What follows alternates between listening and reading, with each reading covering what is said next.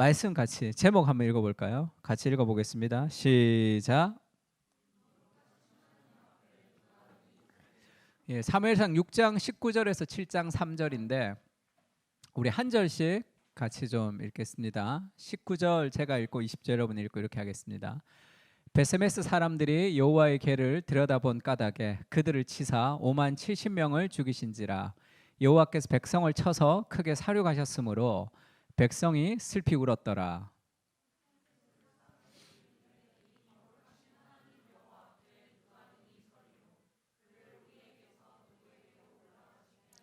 전령들을 기랏 여아림 주민에게 보내어 이르되 블레셋 사람들이 여호와의 궤를 도로 가져왔으니 너희는 내려와서 그것을 너희에게로 옮겨가라.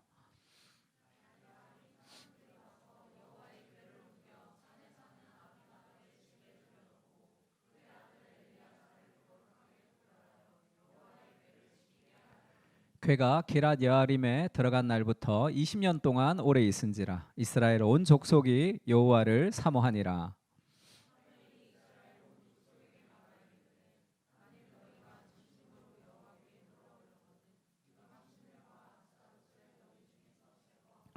너희 마음을 여호와께로 향하여 그만을 섬기라.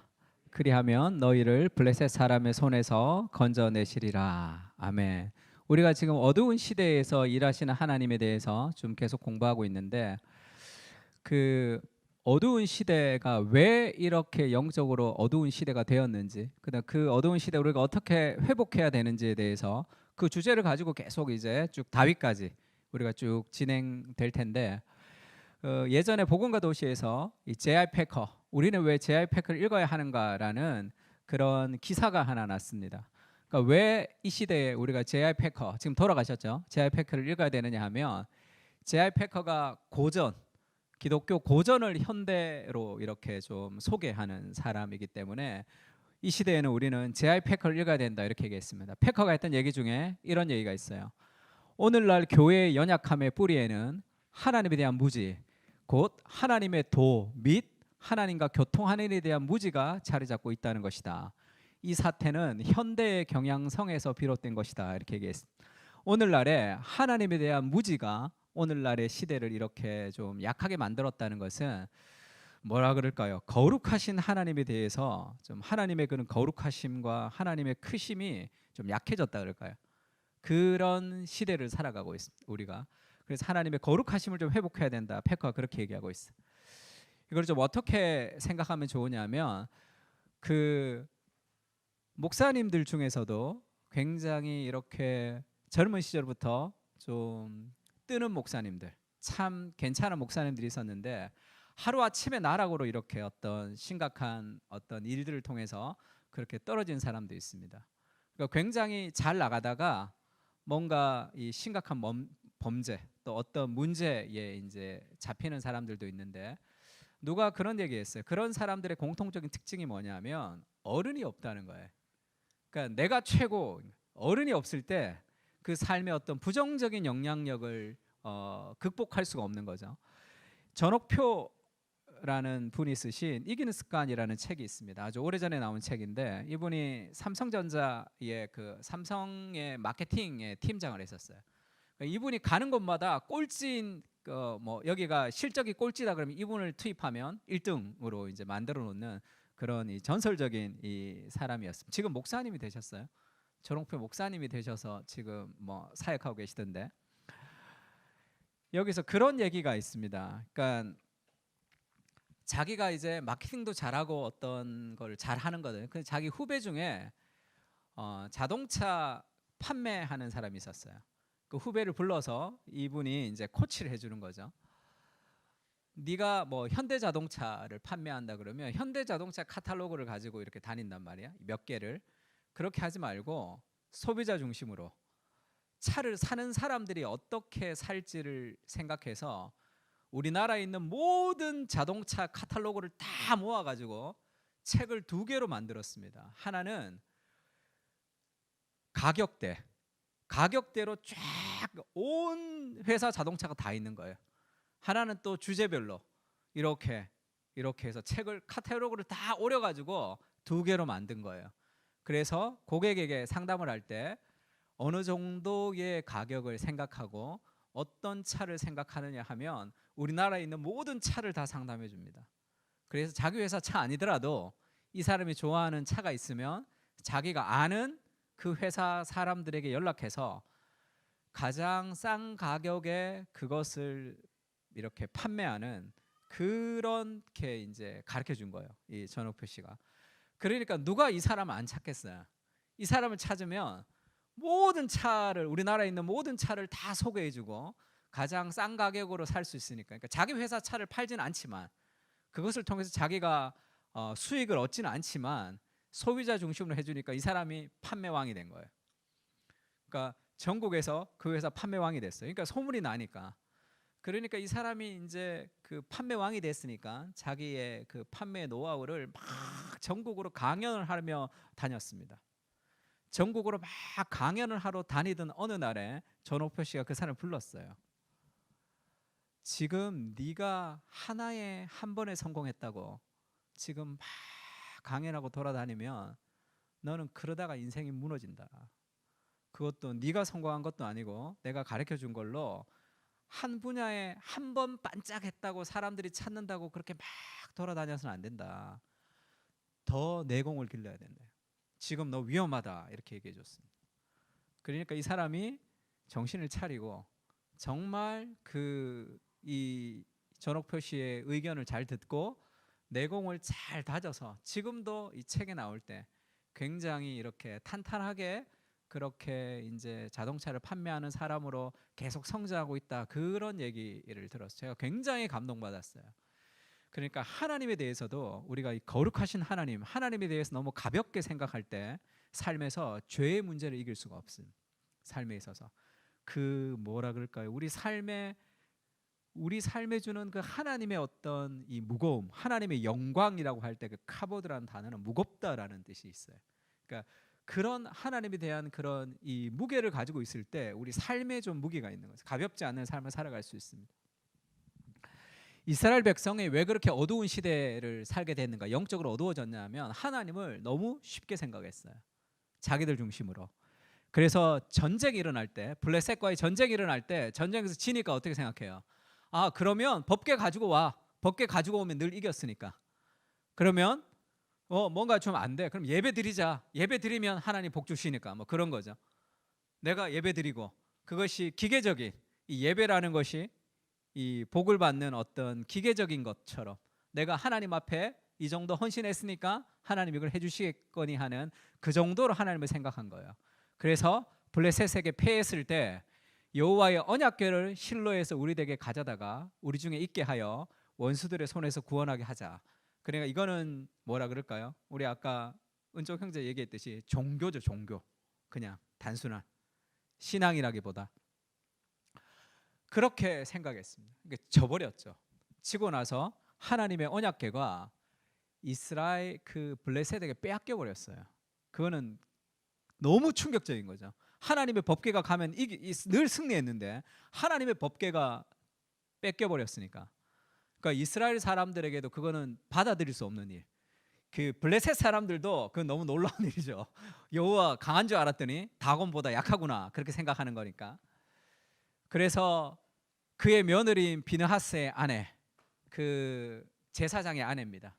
임신을 했어요. 해산의 때가 가까웠는데 하나님의 궤를 빼앗긴 것과 그의 시아버지 엘리 제사장 죽은 거죠. 남편이 죽은 소식을 듣고 아파서 몸을 굽혀려 해산하고 죽어갈 때에 곁에 서 있던 여인들이 그에게 이르되 두려워하지 말라, 네가 아들을 낳았다. 지금 이스라엘의 그런 풍전등화 같은 그런 이 영적인 상황을 얘기하는 거죠. 아이를 낳았습니다. 근데 영광이 이스라엘에게서 떠났다 하고 그 아이의 이름을 이가봇이라 했단 말이에요. 하나님의 궤가 빼앗겼고 시아버지와 남편이 죽었기 때문이며, 또 이러기를 하나님의 궤를 빼앗겼으므로 영광이 이스라엘에게서 떠났다 하였더라. 그러니까 그 아이의 이름을 이가봇, 영광이 떠났다라고 하면서 하나님의 궤가 이 블레셋에게 빼앗겼던 그런 결과를 맞았단 말이에요. 이런 결과, 왜 영적인 이런 어두운 시대에 이런 결과를 맞았는가 하면 하나님을 쉽게 생각했어요. 내가 마음대로 움직이고 조정할 수 있는 그런 신앙, 하나님을 너무 가볍게 생각했던 그런 신앙에 하나님이 스스로 조롱을 당하시면서, 하나님이 스스로 얼굴에 먹칠을 하시면서 하나님이 지신 거죠. 패배하신 거죠. 다곤에게 조롱을 받으시면서. 왜냐하면 이스라엘을 회복시키고 싶었기 때문에, 이스라엘의 신앙을 하나님이 바꿔주고 싶으셨기 때문에 그래요.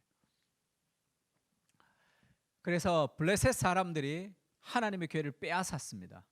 에벤에슬로부터 아스돗에 이르렀어요. 그리고 다곤 곁에, 다곤 신상 옆에 하나님의 법궤를 갖다 놨단 말이에요. 우리가 이겼다라고 그렇게 자랑을 했는데 다곤 신상 옆에 하나님의 법궤를 뒀는데, 그 다음날 갔더니 다곤이 여호와의 궤 앞에 엎드러져 얼굴을 땅에 닿은지라 다곤의 신상이 이렇게 엎드러져 있었어요. 그들이 다곤을 일으켜 다시 그 자리에 세웠습니다. 그 다음날 갔더니 다곤이 여호와의 궤 앞에서 또 엎드러져 얼굴이 땅에 닿았고 머리와 두 손목이 끊어져 문지방에 있고 다곤의 몸뚱이만 남았습니다. 다곤이 다 박살난 거예요. 그러니까 하나님이 힘이 없어서 블레셋에게 진 게 아니죠. 하나님은 스스로 능력 있는 분이시죠. 하나님은 스스로 자신의 능력을 나타내시는 분이시죠. 그러니까 다곤이 다 박살이 난 사건이 있습니다. 그러니까 이렇게 다곤이 다 깨진 거죠. 그러니까 겁난단 말이에요. 우리가 여호와를 이겼다, 법궤를 가져왔으니까 다곤이 이겼다 이렇게 좋아했는데 다곤의 신상이 다 무너지는 걸 보고 블레셋 사람들이 겁이 났습니다. 그러니까 하나님의 능력에. 그래서 지금 이렇게 법궤를 뺑뺑뺑 돌린단 말이에요. 이 블레셋의 5지역으로 돌린단 말이에요. 너무 겁나니까 하나님의 궤를 여기다 뒀다가 여기도 또 안 되고 저기도 안 되고 저기도 안 되고 그렇게 막 하나님의 법궤가 겁이 나서 이제 막 돌리는 상황이죠. 그래서 그 사람들이 보내어 블레셋 사람의 모든 방백을 모으고 이르되 우리가 이스라엘의 신의 궤를 어찌하랴. 감당할 수 없는 거죠. 그러니까 하나님의 법궤의 능력, 하나님의 능력을 감당할 수 없어서 이 블레셋 사람들이 그렇게 고민합니다. 그들이 대답하되 이스라엘의 신의 궤를 가드로 옮겨가라 하므로 이스라엘의 신의 궤를 옮겨갔더니 옮겨간 후에 여호와의 손이 심히 큰 환난을 그 성읍에 더하사 성읍의 작은 자들과 큰 자를 다 쳐서 독한 종기가 나게 하신지라. 이거를 아무리 옮겨도 하나님의 법궤를 감당할 수가 없는 거죠, 블레셋이. 그래서 그렇게 얘기합니다. 하나님의 궤를 에글론으로 보내니라. 하나님의 궤가 에글론, 그 이른즉 에글론 사람들이 부르짖어 이르되 이스라엘의 신의 궤를 우리에게로 가져다가 우리와 우리 백성을 죽이려 한다. 이제 안 된다는 거예요. 이제 하나님의 법궤가 이제 우리가 받을 수 없다. 블레셋이 다 그렇게 겁을 냅니다. 그러면서 결국 이스라엘의 모든 방백들이 이스라엘의 신의 궤를 보내어 있던 곳으로 돌아가게 하고 우리와 우리의 방백이 죽음을 면하자. 다시 이스라엘로 돌려보내자. 승리해서 자기들이 법궤를 빼앗아 왔는데 그 법궤가 하나님의 능력이 나타나서 블레셋이 그 하나님의 능력을 감당하지 못하는 거죠. 그러니까 다시 이스라엘로 좀 보내자. 그렇게 얘기하고 있습니다. 하나님은 능력이 있으신 분이죠. 하나님은 온 세상의 창조주입니다. 그러니까 다곤과 블레셋에게 질 수 있는 그 정도의 일들이 아니란 말이에요. 근데 왜 하나님이 그런 능력을 이스라엘을 통해서 나타내지 못하시는가요? 그거는 이스라엘의 문제죠. 하나님의 문제가 아니라.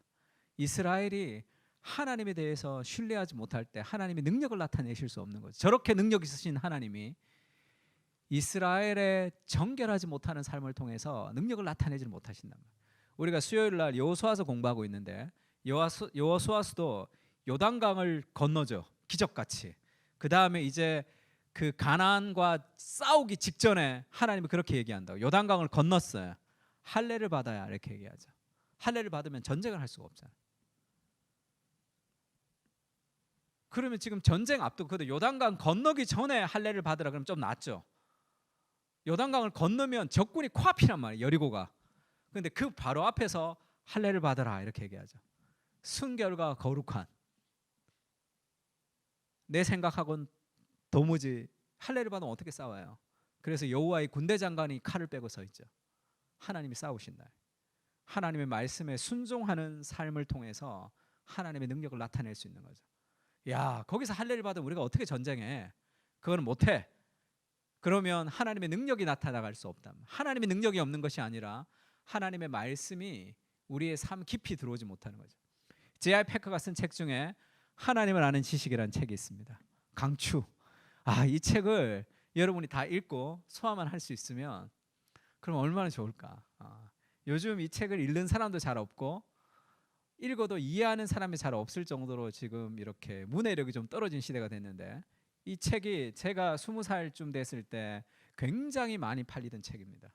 지금은 IBP 출판사 만나면 IBP 클래식 시리즈가 제일 안 나간다 그러더라고요. 요즘 잘 안 사죠. 굉장히 좋은 책, 하나님 아는 지식이라고. 여기서는 knowing about God, 그 다음에 knowing God 이렇게 얘기해요. knowing about God은 뭐예요? 하나님에 대해 지식은 있는데 능력이 없는 삶입니다. 하나님에 대해 알아요. 그러나 그 삶 속에서 하나님의 능력이 나가지 않습니다. 그건 지식적 하나님. knowing God, 하나님을 아는 거죠. 하나님에 대해서 아는 지식이 아니라 하나님을 아는 지식이 필요하다. 그 하나님을 알 때 우리 삶 속에 진정한 하나님의 역사를 경험할 수 있다 얘기합니다. 그러면서 발코니에 사람들과 여행하는 사람들이 있다는 거예요. 발코니에 앉아서 차를 마시면서 하나님에 대해서 이야기하는 사람들이 있단 말이에요. 그러니까 발코니에 앉아서 얘기하는 사람은 지금 비가 오려고 하나? 이렇게 얘기하겠죠. 오늘 비가 오나? 이렇게. 그 다음에 저 산으로 가기에 참 힘들겠지? 이렇게 얘기한단 말이에요. 정말 여행을 몸으로 하는 사람은 비가 오려고 그러면 우산을 챙겨야 되겠죠. 그리고 정말 여행을 하는 사람들은 여러 가지 비가 오거나 눈이 오거나 그것을 통해서 그들이 그것을 맞으면서 걸어가든지 하지 않든지 그의 삶으로 계산하는, 그러니까 발코니에 앉아가지고 하나님에 대해서 얘기하는 것과 정말 탐험하는 여행하는 사람들의 삶과 생각은 다르다 이렇게 얘기했어요. 오늘날의 신앙이 약해진 이유는 발코니에 앉아서 knowing about God, 하나님에 대해서 얘기한다는 거예요. 설교도 하나님에 대해서 얘기를 하고 듣는 사람도 하나님에 대해서 지식을 알고, 그러나 삶에서는 하나님의 능력이 나타나지 않는 그런 시대를 우리가 살아가고 있는 거죠.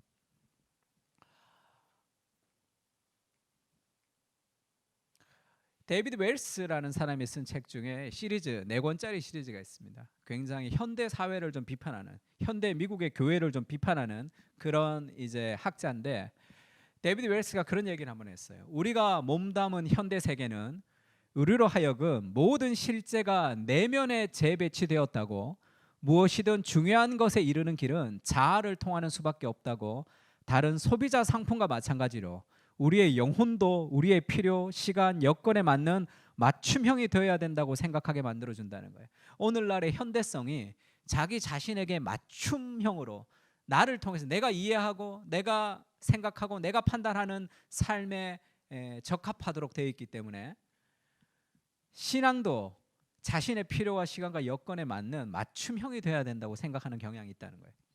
그러면서 하나님의 친근성에 대한 오해가 있다. 하나님과의 친밀함에 대한 오해가 있다는 거죠. 하나님의 친근성, 내재성이죠.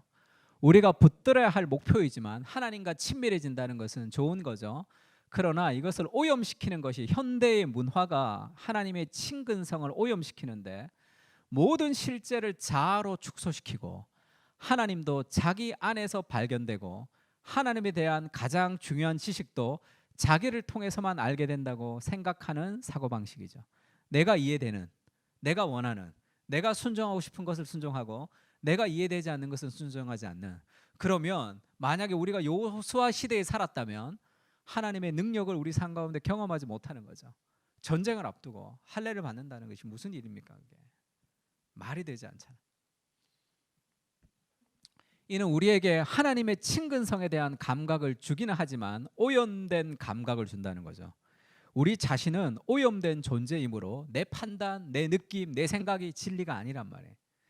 하나님은 우리의 자아를 통해서 알 수 있는 분이 아니다. 하나님은 내 생각보다 작은 분이 아니에요.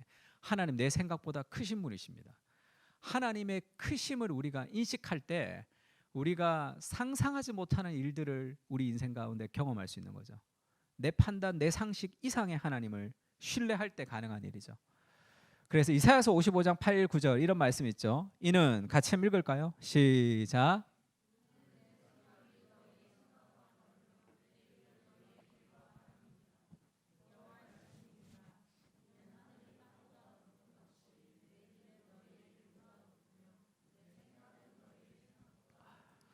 하나님은 우리 밖에 계시는 하나님이에요.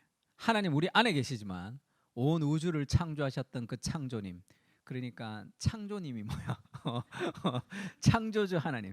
그러니까 하나님은 우리 밖에 계신 분이에요. 크신 하나님의 크심을 우리가 경험해요. 거룩하신 하나님, 그 하나님의 세계를 우리가 묵상할 필요가 있습니다. 찰스 스펄전이 20살 때 쓴 설교가 있어요. 우울의 침상에서 벗어나고 싶은가? 그러면 하나님의 무한하심에 빠져보라, 이렇게 얘기했습니다. 하나님이 누구신지에 대해서 묵상할 때 우리 인생에 수많은 일들이 작아질 것이다. 그것을 20살 때 쓴 거라는 게 제가 믿겨지지가 않았어요. 그 삶의 생각이 우리를 이렇게 능력 있게 하는 거죠. 베레스 우사라는 사건이 있습니다. 그러니까 우사를 하나님 치셔서 이 우사가 죽은 사건이 있어요. 이 다윗의 시대에. 사울의 시대에 이 하나님의 궤를 이렇게 거의 처박아 두다시피 했어요. 하나님에 대해서. 근데 다윗이 그 하나님의 궤를 이제 옮기고 싶은 거죠. 왕이 되고 나서. 근데 이것을 다윗이 잘못 옮겨서 이 하나님의 진노가 일어나는 사건이 있었습니다. 왜냐하면 하나님의 궤를 옮기는데 새 수레에 옮겨가지고 이렇게 갔어요. 근데 수레가 덜컹덜컹 하니까, 하나님의 궤가 이렇게 덜컹덜컹 하니까 이 우사가 하나님의 궤를 잡았습니다. 근데 우사가 죽는 사건이 있었어요. 그들이 나곤의 타작마당에 이르러서 소들이 뛰므로 우사가 손을 들어 하나님의 궤를 붙들었는데 여호와 하나님이 우사가 잘못함으로 말미암아 진노하사 그를 그곳에서 치시니 그가 거기 하나님의 궤 곁에서 죽으니라. 여호와께서 우사를 치심으로 다윗이 분하여 그것을 베레스 우사라 부르니 그 이름이 오늘까지 이르니라. 다윗이 분했다는 것은 화가 났다는 것이 아니라 마음의 격정, 이 사건에 대해서 다윗이 굉장히 고통스러워했다는 뜻입니다. 베레스 우사라는 사건이 있었어요. 그러니까 이게 왜 이런 사건들이 일어났는가? 이것이 오늘 이스라엘과 비슷합니다. 왜냐하면 역대상에는 그 시대를 그렇게 얘기해요. 우리가 우리 하나님의 궤를 우리에게로 옮겨오자. 사울의 때에는 우리가 궤 앞에서 묻지 아니하였느니라. 하나님의 궤 앞에서 묻고 하나님의 말씀에 순종하고 하나님의 말씀을 따라가고 하는 그런 것이 아니라 하나님의 궤가 있기는 있지만 내 마음대로 살아가는 거죠. 하나님의 궤는 그냥 있는 거예요. 그냥 두는 거야. 그런 시대에서 원래 궤를 옮길 때는 제사장이 어깨를 메고 궤를 옮겨야 됩니다. 근데 그런 하나님의 말씀에 워낙 하나님의 말씀과 동떨어져서 하나님을 인격적으로 생각하지 못하고 기계적으로 생각했던 거예요. 그냥. 그러니까 하나님의 궤를 옮길 때 다윗이 수레를 가지고 좀 옮겨라, 이렇게 얘기해. 왜? 편하잖아요. 이게 수레 갖고 이렇게 둘둘둘둘 옮기면 편하죠. 하나님의 말씀에 하나님의 궤를 이 제사장이 어깨에다 메야 됩니다. 왜냐하면 거룩하신 하나님을 이 인간이 다가갈 수 없기 때문에 그렇죠.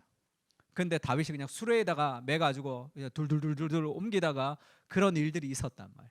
하나님의 궤를 옮기는 것에 관심이 있었던 거죠. 그 궤가 하나님의 인격을 가진 거룩하신 하나님이라는 생각을 하지 못했습니다. 종교 생활이 익숙해지면서 거룩한 것이 경박해져 버린 거죠. 삶에 있어서. 김윤수 교수님이 쓰신 다윗 언약에는 그런 표현을 했어요. 법궤에 손을 댄 것이 왜 그처럼 큰 죄인가? 우사는 법궤를 보호하고자 한 것이 아닌가? 떨어지려고 그러니까 보호했는데 그게 뭐 그렇게 큰 잘못인가? 그렇게 생각할 때가 있다는 거죠. 바로 그런 생각이 그 당시에 팽배했던 잘못된 시대의 문화였죠. 법궤를 자신이 보호하고 제어할 수 있다고 생각한 것이다. 율법을 어긴 그들의 열심에는 자기 만족적 측면이 있었던 것이다. 하나님의 거룩하심에 대한 생각을 하지 않고 하나님은 그냥 내가 조정할 수 있는, 내가 기도하면 하나님이 뭔가를 내게 주시는 알라딘의 램프 같은 그런 하나님으로 전락된 거죠. 하나님이 그 시대를 깨우셨습니다. 다윗에게 지금 뭔가 그들이 잘못되었다는 것을 하나님이 알려주시는 거예요.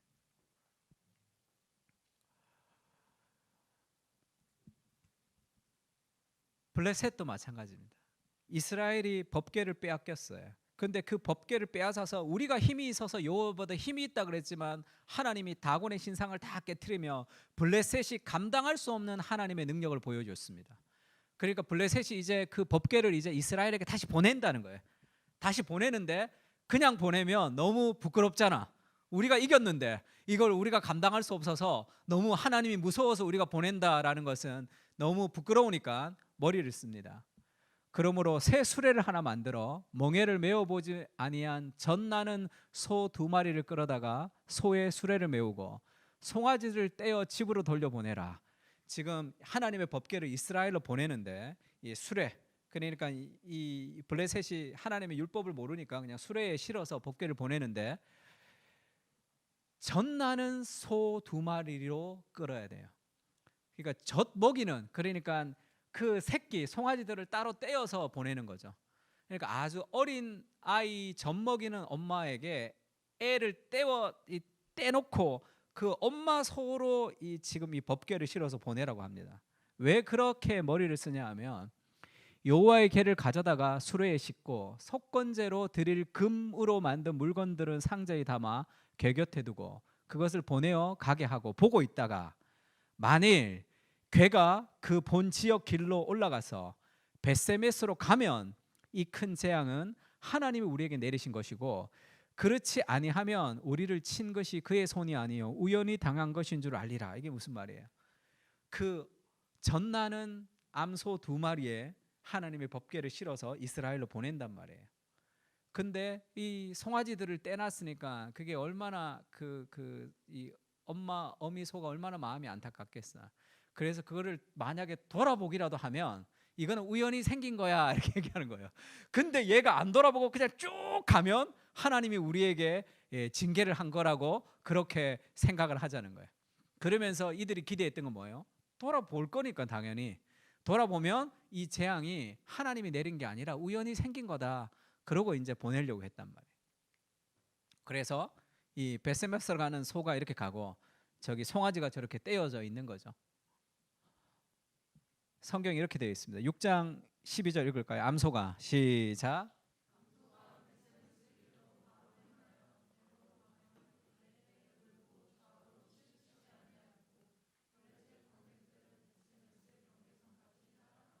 암소가 벳세메스 길로 바로 행하며 데려로 갑니다. 울고라는 말은 뭐 여러 가지로 해석될 수 있는데 그 엄마 소가 막 그 슬픔에 울었을 수도 있겠죠. 그러나 좌우로 치우치지 아니하였고 그대로 갔단 말이에요. 그러면서 블레셋 사람들에게 하나님이 보여주는 거죠. 이것은 여호와의 능력으로 너희를 치는 것이다 라는 것을 그들에게 알려주고 있습니다. 그들의 장꾀가 통하지 않는 거죠. 하나님이 그렇게 능력 있는 분으로 다시 하나님께서 돌아왔습니다. 언약궤가 빼앗겼다는 것은 이스라엘의 실수를 통해서, 이스라엘의 죄를 통해서 하나님의 영광이 떠났다는 거예요. 근데 하나님이 스스로 그 영광을 다시 회복했다. 다시 이스라엘에게 돌아왔다는 것은 하나님이 이스라엘을 포기하지 않는다는 뜻입니다. 언약이라 그러죠. 구약, 신약은 언약입니다. 결혼도 언약이죠. 언약이라는 것은 포기하지 않는다는 거죠. 하나님이 그 약속을 지킨다는 뜻이 있습니다. 그래서 이스라엘이 아무리 죄를 지어도, 이스라엘이 아무리 형편없어도, 이스라엘이 아무리 잘못해도 하나님이 영광에 떠나는 이유는 그들의 회복을 위해서예요. 그들의 회복을 위해서지 하나님이 그들을 버리지는 않습니다. 하나님이 다시 법궤를 가지고 돌아오시는 거죠. 벳세메스의 골짜기에서 이 벳세메스 사람들이 여호와의 궤가 돌아왔으니까 너무 좋아했죠. 빼앗겼던 궤가 돌아왔어. 너무 좋아했습니다. 그러나 아직도 그들의 삶에는 회복해야 될 생각이 있었던 거죠. 19절에 보면 벳세메스 사람들이 여호와의 궤를 들여다봤습니다. 뚜껑 열어서 들여다봤어요. 원래 하나님의 법궤는 하나님의 영광이 있는 그 자리가 온 거예요. 지성소에서 대제사장만 1년에 한 번 들어가는, 죄인이 하나님과 가까이 갈 수 없는 그 거룩하신 그 하나님의 궤가 지금 뚜껑 열어볼 정도로 이스라엘 사람들이 하나님에 대해서 굉장히 가볍게 생각해요. 그냥 그 궤는 하나님의 임재의 상징이 아니라 그냥 궤인 거예요. 그 뚜껑을 열어봤습니다. 거기서 사람들이 죽었어요. 죄인이 하나님께 나갈 수 없습니다. 그래서 20절에 그렇게 얘기하죠. 벳세메스 사람들이 이르되 이 거룩하신 하나님 여호와 앞에 누가 능히 서리요. 이것을 깨달. 정말로 거룩하신 이 하나님 앞에 누가 능히 서리요 하는 그 하나님의 거룩하심, 그 거룩하신 하나님의 거룩하심이 우리와 함께 있다는 것을 기억할 때 우리 삶에 있어서 가볍지 않은 삶을 우리가 살아갈 수 있단 말이에요. 하나님의 크심에 대해서 우리가 인식하지 못하면 왜 두려워하죠? 왜 삶에 불안하죠? 하나님이 작기 때문에. 내 인생에서 수많은 삶의 불안과 두려움과 걱정은 하나님이 작기 때문에 생기는 일이죠. 세상을 창조하셨던 천지를 만드신 그 크신 하나님이 나와 함께 하신다는 그 하나님과 가까울 때 우리는 두렵지만 한 걸음 내디딜 수 있습니다. 그러니까 하나님이, 이 거룩하신 하나님 앞에 누가 능히 서리오라는 하나님의 거룩성을 좀 회복할 때 우리의 삶에 그런 능력 있는 삶을 살아갈 수가 있는 거예요.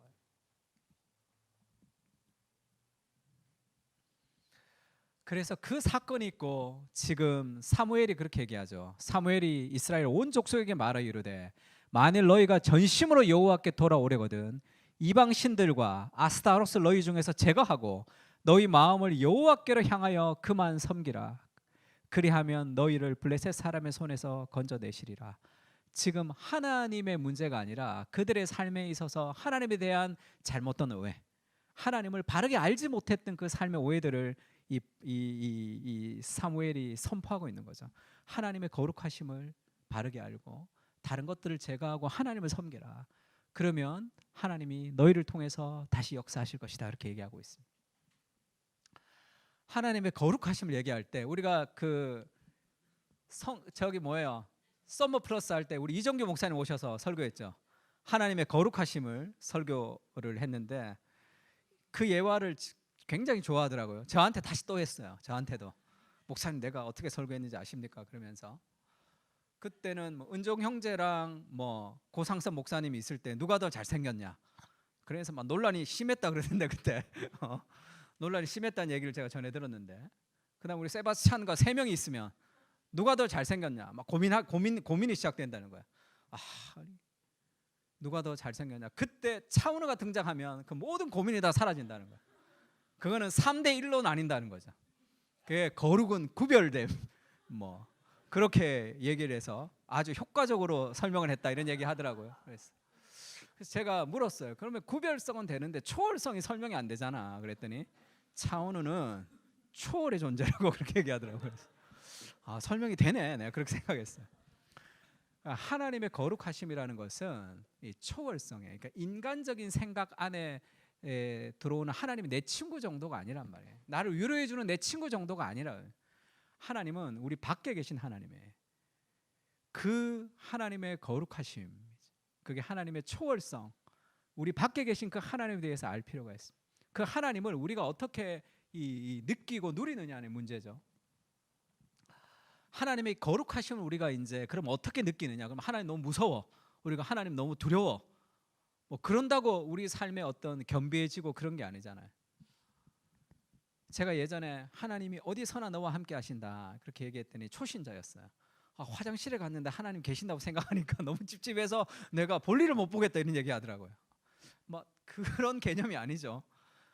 그러니까 이 하나님의 초월성이랑 거룩함을 경험한다는 것은 우리와 동떨어진 그 하나님을 우리가 그냥 무섭게 생각한다는 것이 아니라 그 하나님이, 거룩하신 하나님이 나와 함께 한다는 뜻입니다. 이사야서에 보면 그런 말씀이 있어요. 이사야가 기도하는데 환상 중에 하나님이 이 스랍들이 찬송했어요. 거룩하다 거룩하다 만군의 여호와. 그 하나님의 보좌가 내려온 거죠. 그러니까 이 이사야가 죄인이 하나님을 봤잖아요. 화로다 나여 망하게 되었다. 나는 입술이 부정한 사람이요 나는 입술이 부정한 백성 중에 거하면서 만군의 여호와이신 왕을 배웠음이로다. 그럼 내가 죽겠다 이렇게 생각하는 거죠. 이게 하나님을 알 때 느끼는 인간의 죄성이 드러나는 거죠. 인간의 죄인됨. 그 얘기 한번 한 적 있죠. 팀 켈러가 그런 얘기 한번 했습니다. 아이비리그에 다니는 80% 사람들이 정신과 진료를 받는다는 거예요. 그러니까 왜 그러냐면 고등학교 다닐 때 내가 1등이었어요. 그러니까 내가 제일 잘했습니다. 근데 아이비리그에 들어갔더니 나보다 더 잘하는 사람들이 너무 많은 거예요. 그 세계 속에 들어갔을 때 느끼는 자기 열등감이죠. 잘 생각해봐요. 아이비리그 정도에 들어가도 인간들 앞에 나보다 더 뛰어난 사람들 숲에 있어도 우리 삶이 그렇게 내가 초라해 보이는데 거룩하신 하나님을 만날 때 느끼는 삶의 그런 자기의 죄성이 이렇게 확 드러나는 거죠. 그것이 하나님의 거룩함을 만날 때 느끼는 삶의 인간이 가지는 자기 정체성입니다. 하나님의 거룩하심은 나의 죄성과 동시에 벌어지는 거죠. 그때의 스랍 중에 하나가 부젓가락으로 제단에서 찝은 바 핀 숯을 손을 가지고 내게로 날아와서 그것을 내 입술에 대매 이르되 보라 이것이 내 입에 닿았으니 내 악이 제거하여졌고 내 죄가 사하여졌느니라. 나는 부정한 존재다고 했는데 제단 숯불을 가지고 내 입을 딱 댔는데 그러면서 이 숯불이 내 입에 대이면서 너는 악이 제하여졌다 이렇게. 너의 죄가 사하여졌다 이렇게 얘기합니다. 이것이 뭐를 보여주는 그림자냐면 구약에는 거룩하신 하나님에게 갈 수 없었어요. 거룩하신 하나님의 법궤에 갈 수 없어서 출애굽기에도 하나님의 법궤가 있을 때 레위인들이 둘러싸고 있습니다. 진을. 그래서 하나님의 법궤에 다가갈 수 없어요. 하나님이 인간과 함께 있고 싶어서 왔지만 죄인이 가까이 갈 수 없는 하나님이죠. 그게 하나님의 거룩하심입니다. 근데 신약에 있어서 하나님의 거룩하심은 좀 달라요. 그래서 구약의 하나님의 거룩하심은 분립니다. 하나님과 멀리 떨어져야 돼요. 그래서 요단강을 건널 때도 법궤가 가고 그 사람들이 떨어져서 가죠. 그게 하나님의 거룩하심이죠. 신약은 좀 다릅니다. 신약은 그 거룩하신 하나님의 거룩의 핵심이 되신 예수님이 이 땅에 오셨단 말이에요. 그래서 그 거룩하신 예수 그리스도를 만지는 사람들은 다 거룩해집니다. 그래서 예수님이 세리와 죄인들과 같이 식사를 하는 것을 바리새인들은 상상하지 못했죠. 왜? 죄인들과 분리되는 게 거룩이라고 생각했는데 예수님은 죄인들에게 다가가서 함께 식사하시면서 죄인들을 거룩하게 만들어 가시는 거예요. 왜죠? 우리의 죄가 그리스도의 피로 사해졌기 때문에 하나님의 거룩을 우리가 누리고 만질 수 있는 존재가 되었단 말이에요. 우리가 거룩한 존재가 되는 거죠. 그것이 그리스도께서 이 땅에 오셔서 십자가에 피 흘리면서 만들어주고 싶은 삶의 모습이죠. 단순한 구원이 아니라 우리를 거룩한 존재로 만드는 거죠. 그것에 대한 그림자입니다. 그래서 내가 죽어야 되는 존재이지만 그 제사 그리고 그 제단의 숯불이 내 입에 터치가 되면서 이사야가 거룩해지는 그런 그림을 성경에서 그려주고 있는 거죠. 그래서 성경에는 거룩에 대해서 얘기할 때 이렇게 얘기합니다. 나사렛 예수여, 이 귀신들이 하는 얘기인데 마가복음 같이 한번 읽을까요? 시작.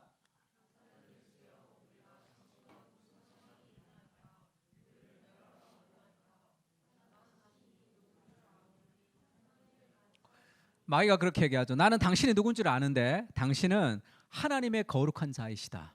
하나님의 거룩, 그 거룩이 이 땅에 왔단 말이에요. 말씀이 육신이 되어 우리 가운데 거하심에 할 때 말씀이 육신이 되어 우리 가운데 거하다 할 때 그 영어 단어가 터버너클, 텐트를 치다라는 뜻이죠. 그것은 성막을 얘기합니다. 구약의 성막, 하나님의 성막이 그 하나님의 임재가 다가갈 수 없었던 그 하나님의 임재가 지금 육신이 되어서 우리 가운데 거하시는 거죠. 그래서 요한일서에서 요한이 어떻게 얘기합니까? 태초로 계신 하나님의 말씀에 대해서는 우리가 눈으로 본 바요, 귀로 들은 바요, 내가 주목하여 손으로 만진 바라. 태초에 계셨던 그 하나님을 내가 보고 느끼고 손으로 만졌다는 거죠. 그 어마어마한 사건이 그리스도가 이 땅에 오신 사건이죠. 그러면서 나병 환자가 옵니다. 나병 환자는 피부병이죠. 그것은 짐 밖으로 가서 살아야 됩니다. 왜냐하면 부정하기 때문에. 그래서 짐 밖으로 가서 살아야 되는 나병 환자를 예수님이 고치시는 장면이 있죠. 예수님이 그를 불쌍히 여겨서 손을 내밀어 그에게 대시면서 고치시죠. 영어 성경에 보면 그의 손이 그를 터치했다. 예수님이 말씀으로도 고칠 수 있고 실로암 물가로 눈을 띄울 수도 있는 예수님이, 나병 환자는 예수님이 터치하셨단 말이에요. 그걸 통해서 우리에게 보여주는 게 뭐죠? 가장 부정한, 가장 더러운, 가장 죄 많은 그리스도의 터치로 거룩해지는 거죠. 그것이 구약과 신약의 차이죠. 그 중간에 예수 그리스도가 계십니다. 그 거룩하신 그 하나님이 우리를 우리가 거룩해진다. 그것이 그리스도가 우리에게 주시는 거죠. 내 삶 가운데. 그래서 고린도전서에는 이런 말씀이 있습니다. 같이 한번 읽을까요? 너희 중에 시작.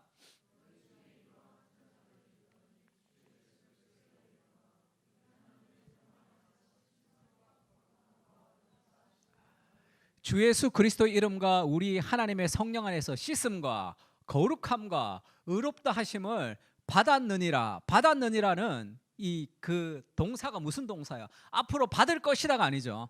이미 너희가 거룩해졌다. 이미 너희가 의롭다함을 받았다는 거예요. 그러니까 영어로는 이 BPP밖에 이렇게 얘기를 할 수밖에 없는데 헬라어는 이게 부정과거라는 게 쓰였습니다. 부정과거라는 게 이미 그렇게 됐다. 이미 거룩해졌다는 거죠. 그리스도로 인해서 우리가 이미 거룩해진 거예요. 우리를 거룩하게 하기 위해서 예수님이 그 수모를 겪으신 거죠. 하나님도 마찬가지입니다. 법궤를 빼앗기는 그 고통, 그 능력 있는 하나님께서 그 법궤가 빼앗기고 이 블레셋에게 수치를 당하는 그것을 감당하시면서 이스라엘을 정화시키고 싶은 거죠. 이스라엘을 거룩하게 하고 싶은 거예요. 그래서 이스라엘을 통해서 하나님이 일하고 싶어 하십니다. 시편 같이 읽을까요? 시작.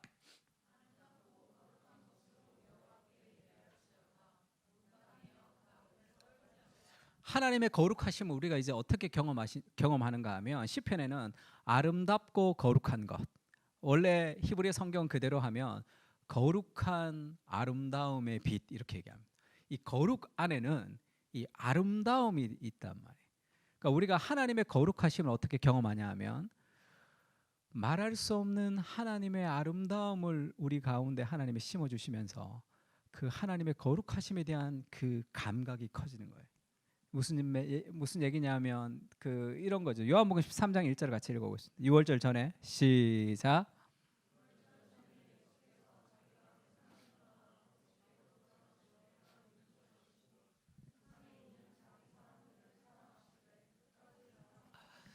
우리가 거룩한 삶을 살아갈 수 있는 이유는 하나님이 우리를 끝까지 사랑하기 때문에 그렇습니다.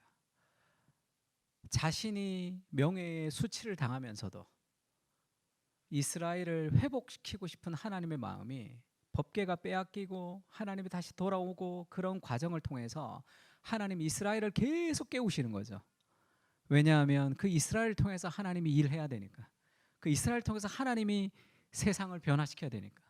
하나님이 그들을 계속 깨우고 있단 말이에요. 세상에 있는 자기 사람들을 사랑하시되 끝까지 사랑하시니라는 그 예수 그리스도의 끝없는 사랑이 결국은 우리를 하나님의 거룩한 사람으로 만들어 가실 것이라는 그 삶의 확신이 좀 필요합니다. 그것이 우리 안에 거룩을 만드셔서 우리를 통해 일하고 싶어 하시는 하나님의 마음이에요. 팀 켈러가 이런 얘기 한번 한 적이 있습니다. 하나님은 우리가 사랑스럽기 때문에 우리를 위해서 죽으신 것이 아니라 우리를 사랑스럽게 하시기 위해서 우리를 위해서 죽으셨다. 이렇게. 우리가 사랑스럽지 않지만 우리가 죄인된 모습 그대로 있지만 그리스도께서 우리를 사랑하시는 그 사랑을 우리가 기억할 때 우리가 하나님이 포기하지 않는 사랑으로 나를 통해서 일하신다는 것을 기억할 때 우리가 거룩한 삶을 살아갈 수 있는 거예요. 그 삶에 있어서. 제가 이번 주에 읽었던 책 중에 더 디퍼라는 더 깊게라는 데인 오틀런트의 책이 있는데 거기서 그런 얘기했어요. 사람이 우리가 양파 같은 사람이라고 할 때 그걸 우리가 좋게 얘기하기도 하죠. 뭐 까도 뭐 사람이 새로울 때 양파 같다 그러지만 우리가 양파라면 제일 겉에는 다른 사람이 보는 내가 있죠. 좀 괜찮은 내가 있단 말이에요. 한꺼풀 벗기면 우리 가족들만 아는 내가 있죠. 성질 부리고 짜증내고 하는 그런 다른 사람들에게 보여주지 않는 그런 내가 있단 말이에요. 그래서 뭐 우리 집에서도 무슨 일이 있으면 아빠 그런 걸 교인들이 알아? 뭐 이렇게 얘기해. 아빠 그런 거 하는 거 교인들이 알아? 지금 다 폭로해 버릴 거야. 뭐 이렇게. 그런 내가 있는 거죠. 우리 삶에 더 깊은 한꺼풀 더 까보면 가족들도 알지 못하는 그런 죄인된 내가 있습니다. 그런 내가 있다. 그것을 더 까면 가장 깊은 곳에 그리스도와의 연합이 있는 거예요. 하나님이 우리를 보실 때 내가 얼마나 죄 많고 형편없는 존재인지를 다 아시죠. 다른 누구에게도 얘기하지 못했던 내 삶의 형편없는 존재인 것을 하나님이 다 아십니다. 우리의 죄를 버리고 다 까면 가장 우리 마음의 중심에 그리스도와의 연합이 있는 거예요. 인생의 어려움 속에서 우리가 무너지지 않는 이유는 그리스도를 뚫어야지 우리를 뚫을 수 있기 때문에 그렇습니다. 그래서 우리가 삶의 모든 시련들 앞에서도 우리가 하나님의 말씀을 통해서 우리가 승리할 수 있는 것은 우리 영혼의 가장 깊은 곳에 그리스도와 연합이 있는 거죠. 포기하지 않는 그리스도의 사랑, 그것이 결국은 죄를 이긴다. 삶의 모든 것을 이기는 힘이 거기 있는 거죠. 그래서 그리스도가 목숨을 버리시면서 우리를 터치하셨단 말이에요. 우리를 거룩하게 하기 위해서. 그래서 그 예수님처럼이라는 책에는 그런 얘기가 나오죠. 맥스 루케이도가 그 자기가 그 문둥병자를 이제 소설을 쓰는 거예요. 문둥병자가 자기가 나병 환자가 될 때 제사장에게 가서 이렇게 이 자기 몸을 가지고 검사를 받습니다. 제사장에게 갈 때 혹시 제사장이 이 나병 환자라고 판정을 지면 짐 밖으로 벗어나야 되죠. 자기 딸이랑 자기 부인이랑 같이 왔어요. 그래서 멀리 있고 제사장에게 갑니다. 제사장이 나병 환자라고 판정을 내렸어요. 그러니까 자기 와이프가 이 보따리를 던져주는 거죠. 코로나 걸린 것 같이. 코로나도 확인되면 저희 아내랑 저랑 코로나 이렇게 검사했는데 우리 사모님만 들어오시고 고상섭 씨는 거기 밖에 있으세요. 그렇게 얘기하더라고. 확진이 되니까 들어오지 마라 그러더라고. 그래서 그 짐 밖으로 나갔단 말이에요. 그 사람이. 그러면 자기 가족을 보지 못하잖아. 근데 어느 날에 아이들이 노는 소리가 들려서 이 사람이 갔는데 이 자기 딸 같은 그 아이가 거기 있는데 자기 나병 환자니까 가까이 가지 못한단 말이에요. 공이 왔어요. 공이. 근데 이제 사람들이 보고 야 문둥이다 하고 다 도망쳤단 말이에요. 근데 마지막에 도망치는 여자애가 도망치지를 못하고 자기를 이렇게 힐끗힐끗 보면서 뒷걸음치는 걸 봤다는 거예요. 아 우리 딸일지 모른다는 생각이 너무 보고 싶은 거죠. 그러다가 나사렛 예수님이 지나간다는 소리를 들었습니다. 그래서 자기를 숨긴 거죠. 자기를 숨기고 사람들 앞에 숨어 있다가 예수님이 지나갈 때 확 나온 거죠. 사람들이 다 비켰겠죠. 내가 무엇 해주기를 원하느냐? 주님, 낫기를 원합니다. 아무도 만져주지 못했던 그 더럽고 부끄러운 자신을 그리스도가 만지시죠. 그냥 말씀만 하셔도 되는데 예수님이 그를 만져주신단 말이에요. 가장 순결하신 그분이 가장 더러운 인생을 만지며 우리가 거룩해지는 거예요. 그게 복음이죠. 그 거룩한 존재로 우리가 살아간다는 그 삶의 확신이 좀 필요합니다.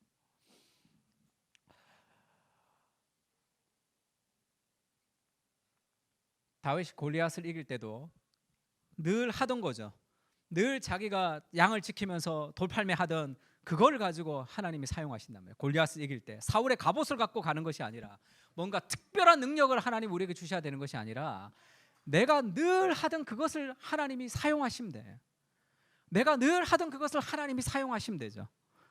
그래서 리 고렌이 그런 얘기 한번 한 적이 있습니다. 하나님이 내 인생에 어떤 상처도 낭비하지 않으신다 이렇게 얘기했어요. 내가 못냈던 거, 내가 죄지었던 거, 내 삶의 어떤 실패 경험도 하나님이 그것을 낭비하지 않고 하나님이 사용하시면 사용하시는 거죠. 하나님이 내 인생을 향한 기대가 있다는 것을 좀 알 필요가 있습니다. 왜 그렇게 하나님이 법궤를 빼앗기면서 다시 또 돌아오고 왜 하나님이 법궤를 들켰을 때 그렇게 하나님이 진노하시고 그런 상황을 이루시면서 하나님이 원하시는 게 뭐죠? 이스라엘의 정결이죠. 이스라엘의 정결. 그래서 그 하나님이 누구신지에 대한 마음을 회복해야지 그들을 통해서 하나님이 역사하실 수 있기 때문에 그렇습니다. 하나님이 내 삶의 일상을 통해서 일하신다는 걸 좀 기억할 필요가 있습니다. 라따뚜이 보면 그런 거 있죠. 라따뚜이 제가 굉장히 감동적으로 봤던 영화인데, 이 사람이 이고온이라는 그 평론가, 비평가, 음식을 아주 날카롭게 비평하는 비평가입니다. 그래서 이 사람한테 걸리면 다 죽어요. 그래서 아주 이 사람의 생각이 뭐냐면, 아무나 위대한 요리사가 될 수 없다, 아무나 예술가가 될 수 없다, 특별하게 교육받은 특별한 사람만 된다는 거예요. 근데 뭐 이름 없는 요리사가 요리를 하는 것은 그냥 팍 이렇게 자르는 거죠. 그러면서 여기 와서 이 쥐가 요리하는 걸 비평하러 온 거예요. 이 아주 유명한 비평가가. 그때 이 요리사가 라따뚜이를 만든다면, 라따뚜이는 그냥 엄마들이 그냥 애들한테 주던, 프랑스에서 늘 주던 그냥 뭐 아주 흔히 먹는 그런 수프 같은, 뭐 된장찌개 같은 뭐 그런 집밥이란 말이에요. 그러니까 이 유명한 이 비평가의 입에 이게 맞지가 않는단 말이에요. 라따뚜이라는 것이 이게 말도 안 되는 거잖아요. 정말 최고급 요리를 만들어야지 이 사람 입에 맞을까 말까 하던 그런 존재였는데, 그냥 아주 평범한 라따뚜이를 만든단 말이에요. 그거를 탁 먹으면서 눈이 열리면서 어린 시절에 자기 엄마가 해주던 그 라따뚜이가 생각나면서 이 어린 시절에 자기와 확 오버랩이 되는 거죠. 그러면서 이 유명한 얘기하죠. 모든 사람이 위대한 예술가가 될 수 있는 건 아니지만, 하지만 위대한 예술가는 어디서든지 나올 수 있다가 자기의 신념이 다 무너지면서 이 비평을 하려고 했던 그 이 볼펜을 탁 떨어뜨립니다. 팅켈러가 그런 얘기 한번 한 적이 있는데, 설교를 할 때 사람들이 설교를 들으면서 막 쓴다는 거예요. 근데 그 설교를 통해서 진정한 예수 그리스도를 만나면 볼펜을 떨어뜨린다는 얘기가 있습니다. 내가 그러고 싶어. 설교를 할 때 아무도 볼펜을 이렇게 떨어뜨리질 않아. 막 끝까지 쓰고 막 이렇게.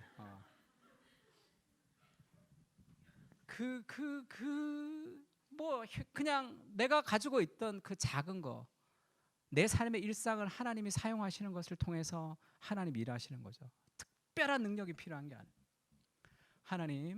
하나님이 나를 통해 일하고 싶어 하신다는 걸 좀 기억할 필요가 있어요. 내 삶의 작은 것을 통해서도 하나님이 역사하신다. 그걸 좀 기억할 필요가 있습니다. 제 민겸이 얘기 한번 들었는데, 내가 이것도 못하고 저것도 못하고 아무것도 잘 못한다 그랬더니, 우리 고상선 목사님 좀 봐라. 아무것도 못했는데 지금 다 잘하시잖아. 이렇게 얘기를 해줬다는 그런 얘기를 제가 들었습니다. 그래서 민겸이가 그럼 나 목사 돼 볼까? 그렇게 얘기했다던데. 하여튼 그런 생각이 좀 들었습니다. 야, 인생에 우리의 형편없는 과거를 통해서도 하나님 일하시죠. 그러면 하나님 일하시는 겁니다. 그것이 나를 더 거룩한 삶을 추구하는 삶의 동력이 되게 하는 거죠. 우리 삶에 이렇게 연약한 인생을 하나님이 얼마나 위대하게 만들어 가시는지에 대해서 삶의 기대감이 있는 거죠.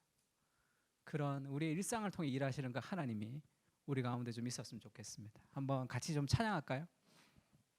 비길 수 없네라는 찬양이 있어요. 비길 수 없네, 아침을 밝히시는 분, 이 땅의 소망은 주의 사랑 안에 있네. 비길 수 없네, 내 앞에 거센 파도를 잠잠케 하시는 분, 주 광대하시네, 영원토록 놀라운 영광에 누구도 비교할 수 없는 그 그리스도가 지금도 내 안에 계시다는 것을 좀 기억하면서 나의 작은 인생을 통해서 하나님이 우리의 삶을 이루어 가실 것이라 같이 기도하는 마음으로 좀 찬양했으면 좋겠습니다. 이제는 우리 주 예수 그리스도의 은혜와 하나님 아버지의 무한하신 사랑과 성령님의 교통하시는 은사가 어두운 세상의 한가운데 하나님의 거룩하심을 기억하며 능력과 영광과 아름다우신 그리스도가 지금도 내 안에 나와 함께 하심을 기억하며 나를 통해 하나님의 거룩하심을 드러내기를 원하시는 하나님의 간절한 소원을 가지고 내가 거룩하니 너희도 거룩하라 말씀하시는 주의 말씀에 순종하고 살아가기를 다짐하고 돌아가는 사랑하는 그 사랑교회 교인들 머리 위에 이제로부터 영원까지 함께 계실지어다. 아멘.